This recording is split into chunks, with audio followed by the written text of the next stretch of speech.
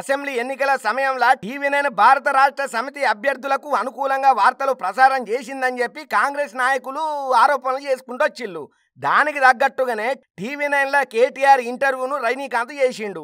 ఆయనకు అనుకూలంగా ప్రశ్నలేసి కాంగ్రెస్ నాయకులను తిట్టించిల్లనే ఆరోపణలు కూడా ఉన్నాయి.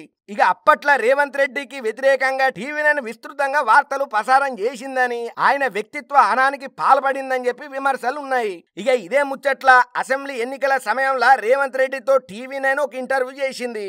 ఈ క్రమంలో రజనీకాంత్ అడిగిన ఓ ప్రశ్నకు రేవంత్ రెడ్డి గుంపు మేస్త్రి అనే తీరుగా సమాధానం చెప్పిండు. దీన్ని అప్పటి నుంచి భారత రాష్ట్ర సమితి నాయకులు తెగ ట్రోల్ చేసిళ్ళు. ఇక పార్లమెంట్ ఎన్నికల సమయంలో కూడా టీవీ9 రేవంత్ రెడ్డి తోటి ఇంటర్వ్యూ చేసింది.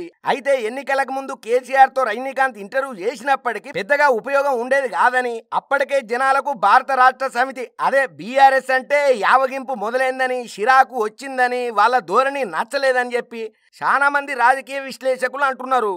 మొత్తానికి గులాబీ పార్టీ అనుకూల జర్నలిస్టుగా ముద్రపడినటువంటి రజనీకాంత్ కేసీఆర్ మీద భక్తిభావం బాగానే సాటుకున్నాడని నెటిజన్లు అయితే గట్టిన కామెంట్లు చేస్తున్నారు, ట్రోళ్లు కూడా చేస్తున్నారు.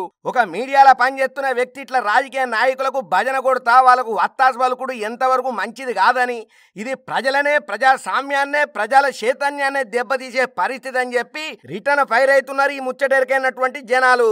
అయినా ఒక జర్నలిస్టు రజనీకాంత్ ప్రత్యేకించి కేసీఆర్ గారిని ఇంటర్వ్యూకి పిలిపించిందంట. అందులో మతలబేందో తెలుసుకోలేనంత అబ్బదబ్బ జబ్బలం కాదు బాబు రజనీకాంత్, నీ అడ్డమైన రాజకీయ జర్నలిజం అంతా మాకు తెలుసు అని తిట్టిపోయేటోళ్ళు కూడా లేకపోలేదు.